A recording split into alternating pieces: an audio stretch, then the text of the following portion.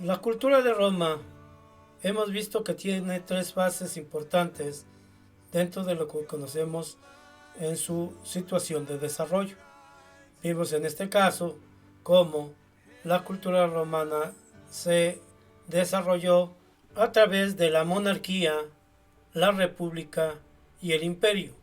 Y vimos cómo en el periodo de la república Roma empezó a realizar diferentes tipos de conquistas, a expandirse.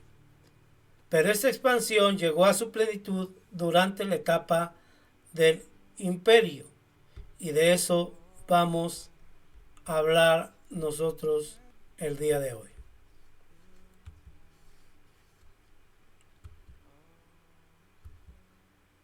La expansión que realizó el Imperio Romano fue nada menos que dominar 40 países de Europa, Asia y África.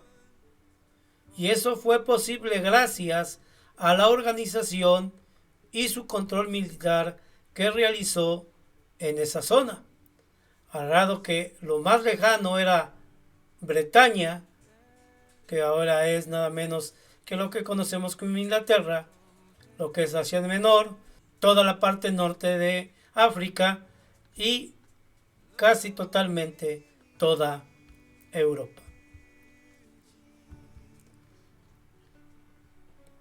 Pero para ello se requirió mucho ejército para mantener el control dentro del imperio, y cada parte que se dominaba se dividía en provincias regidas por gobernadores que el mismo emperador de Roma designaba.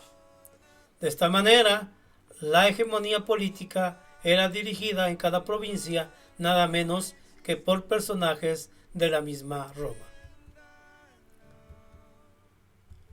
Además, se construyeron extensos caminos, vías y puertos para comunicar a las ciudades, pero todas las ciudades estaban localizadas en sus caminos para llevarte a Roma. Por eso viene el dicho que todos los caminos llegan a Roma, que además favoreció nada menos que el comercio de la época. En aquella época se utilizó una moneda de plata llamada denario, que fue la unidad importante del mismo imperio, desde el inicio del siglo del imperio hasta su fin, y nada menos que se estableció el idioma latín como oficial para todo el imperio, aunque las provincias y todos los lugares conservaban su mismo idioma. Pero para una situación ya de tipo político y legal, jurídico, se utilizaba el latín. Además, Roma no imponía los credos a los territorios conquistados y toleraba lógicamente las costumbres de la gente.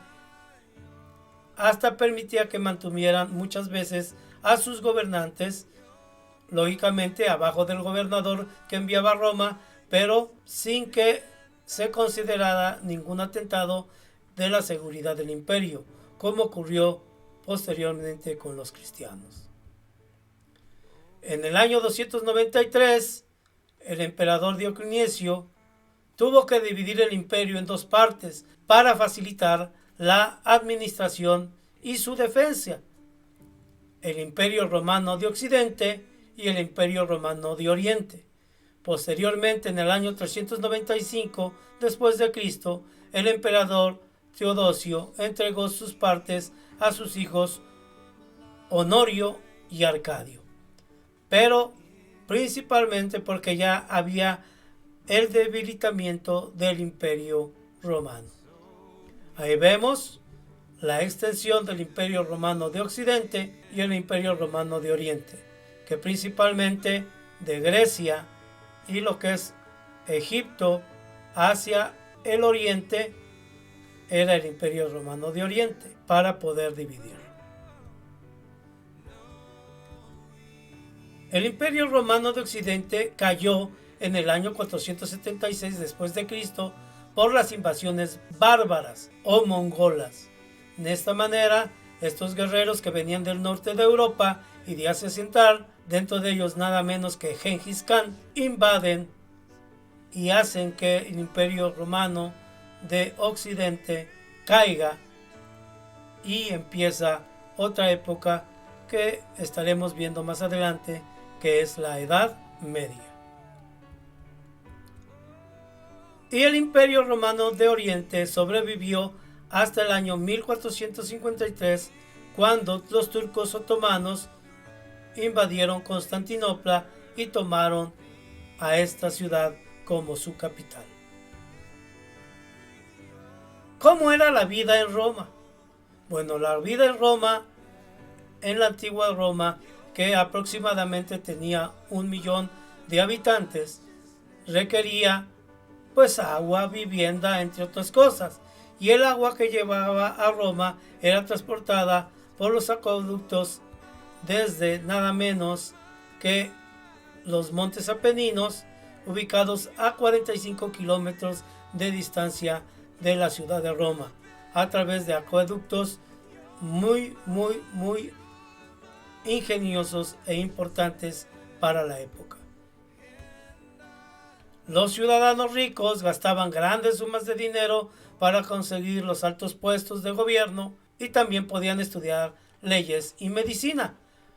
Había esclavos, los cuales trabajaban las propiedades agrícolas y trabajaban en las casas de los ciudadanos romanos, pero hubo rebeliones que fueron reprimidas con violencia.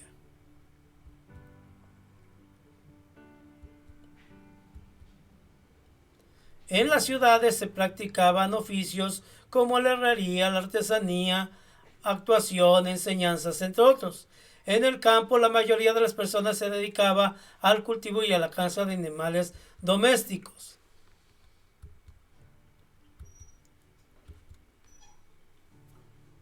Los adultos, principalmente libres, practicaban actividades como lanzamiento de disco, jabalina y montar a caballo. También eran aficionados a jugar a los dados y asistir al Coliseo, que en este caso veían los combates de los diferentes gladiadores, luchar también entre ellos y los animales salvajes y las competencias de carros, que era una diversión popular en aquella época, además de nada menos que el teatro. Durante esta época nace el cristianismo, principalmente en Palestina, a través de Jesús de Nazaret, nacido en Belén. En aquella época, el dominio era de Roma en las ciudades de Palestina. Jesús de Nazaret fue un predicador que, a final de cuentas, establece principios y enseñanzas importantes y fue crucificado y condenado en el año 33 después de Cristo. Tras su muerte, los seguidores, sus discípulos, mantuvieron sus ideas y gracias a ello posteriormente nace y surge el cristianismo, que todavía subsiste hasta nuestra actualidad. Los primeros cristianos fueron en su mayoría judíos y fueron convirtiéndose algunos otros en cristianos. Luego siguieron los griegos, los romanos y adoptaron esta religión.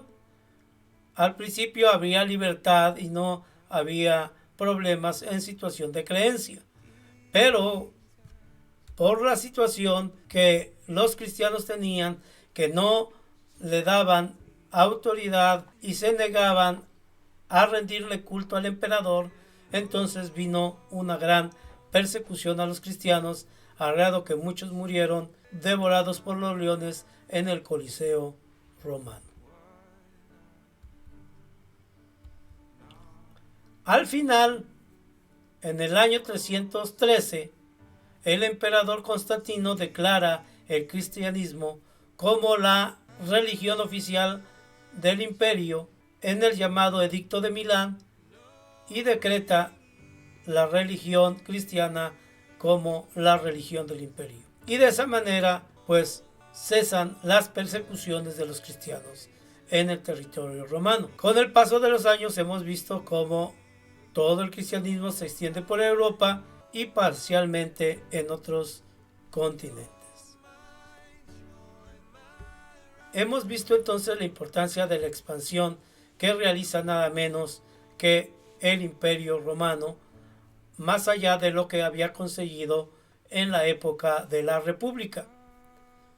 Pero vemos los elementos que a final de cuentas vienen a hacer decaer esta cultura, y principalmente fue la displicencia, el despilfarro de la gente y el debilitamiento del ejército romano que dominaba todo el imperio.